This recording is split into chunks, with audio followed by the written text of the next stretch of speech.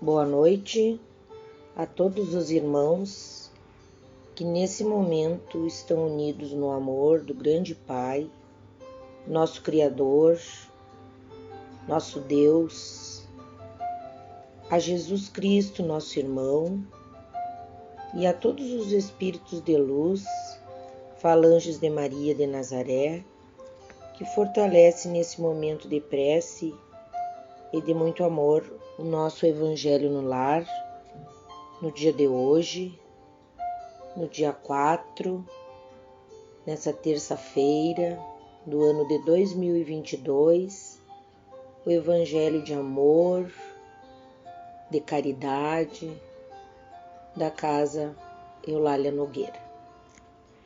Hoje, irmãos, nossa lição é do capítulo 24, Não coloqueis a lâmpada debaixo do alqueire.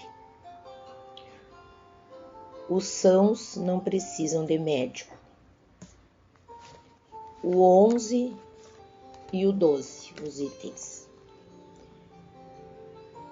Estando Jesus à mesa na casa de Mateus, vieram muitos publicanos e pessoas de má vida, e se puseram à mesa com Jesus e seus discípulos. Os fariseus, vendo isso, disseram aos discípulos: Por que vosso mestre come como publicanos e pessoas de má vida? Mas Jesus, ouvindo-os, disse-lhes: Não são os que têm saúde que precisam de médico, mas sim os doentes. Mateus, capítulo 9, versículo 10, 11 e 12. Item 12. Jesus se dirigia, sobretudo, aos pobres e aos deserdados, porque são eles os que têm mais necessidade de consolações, aos cegos dóceis e de boa fé, porque pedem para ver, e não aos orgulhosos que creem possuir toda a luz e não precisar de nada. Essas palavras, como tantas outras, encontram sua aplicação no Espiritismo. Muitas vezes se admira que a mediunidade seja concedida a pessoas indignas e capazes de fazer um mau uso dela. Tem-se a impressão, dizem, que a mediunidade deveria ser atributo exclusivo dos que têm mais merecimento. Diremos primeiramente que a mediunidade depende de uma disposição orgânica, da qual todo homem pode ser dotado, como a de ver, a de ouvir e a de falar. Não há nenhuma da qual o homem não possa abusar, em virtude do seu livre-arbítrio. Se Deus, por exemplo, não tivesse concedido a fala, senão aqueles que são incapazes de dizer coisas más, haveria mais mudos que falantes. Deus concedeu faculdades ao homem, deixa-o livre para usá-los, mas sempre pune quem delas abusa. Se o poder de comunicar-se com os espíritos não fosse dado senão aos mais dignos, quem poderia pretender tê-lo? Onde fica, aliás, o limite da dignidade e da indignidade? A mediunidade é distribuída sem distinção, a fim de que os espíritos possam levar luz a todos os níveis, a todas as classes da sociedade, tanto ao pobre quanto ao rico, aos sábios para fortificá-los no bem, aos viciosos para corrigi-los. Não são esses últimos os doentes que precisam de médico? Porque Deus, que não quer a morte do pecador, iria privá-lo do socorro que vem tirá-lo do lamaçal? Os bons espíritos vêm, pois, ajudá-lo, e os conselhos que recebe por via direta devem impressioná-lo mais vivamente do que os recebesse por caminhos indiretos.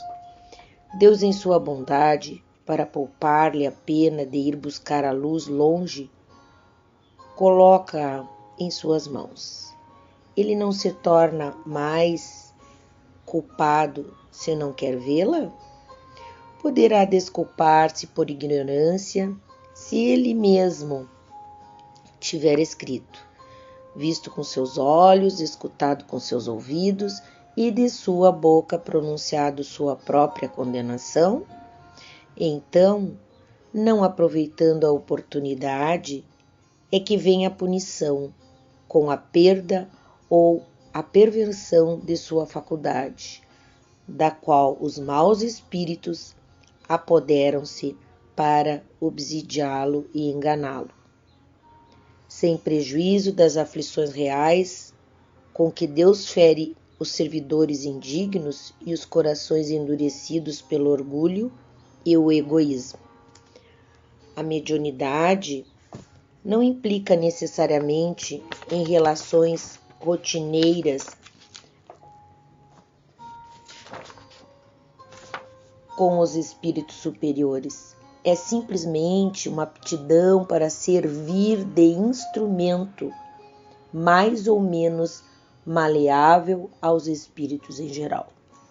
Portanto, o bom médium não é aquele que comunica facilmente, mas aquele que é simpático aos bons espíritos e só é assistido por eles.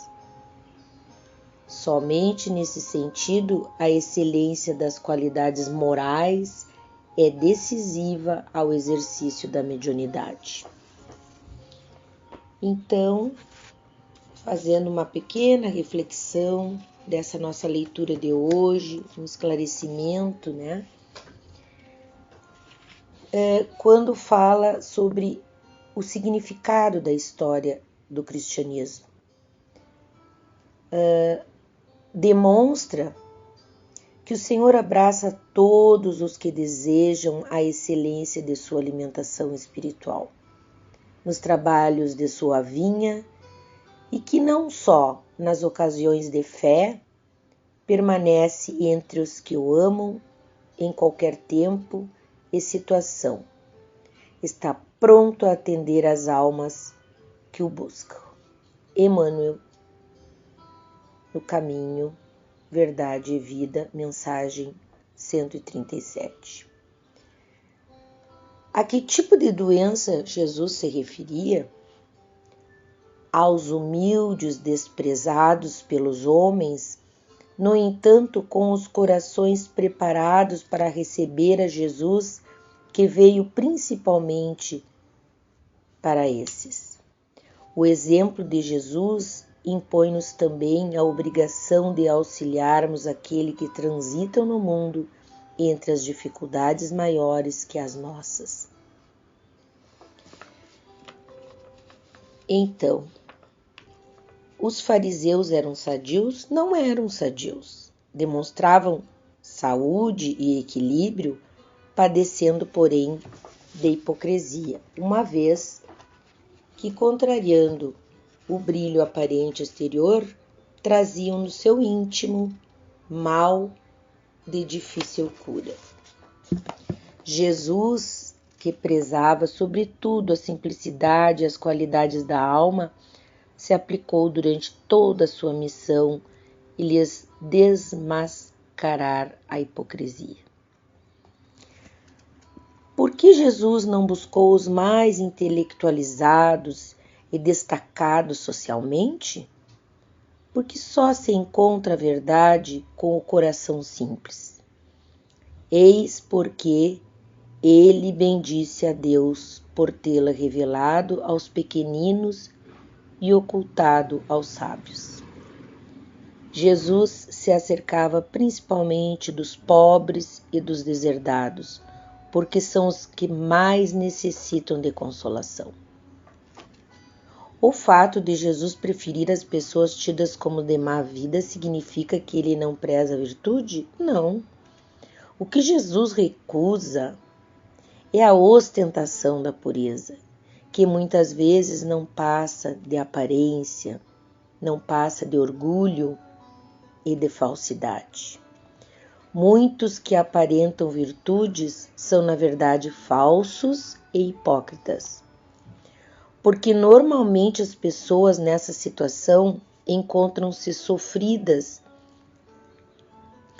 e com o coração mais maleável as pessoas que Jesus acolhe para aceitar as diretrizes do Evangelho. Não esperam mais nada do mundo, por isso melhor se apegam no amor de Jesus. Quando nada nos falta, pouco lembramos de Jesus. Todas as criaturas de má vida são preferidas de Jesus? Não. Somente aquelas que trazem o desejo de melhoria, de modificação, de crescimento para Deus. A vontade de melhorar é a luz que se acende na alma cansada do erro.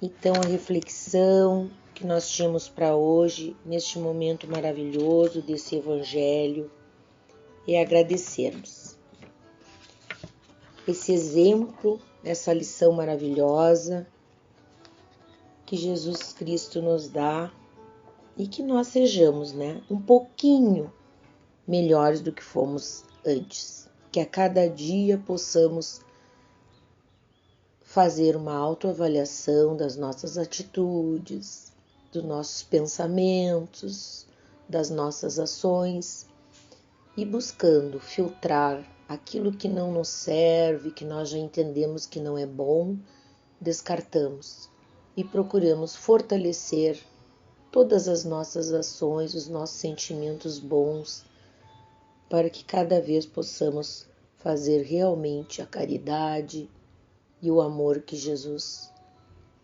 nos ensinou.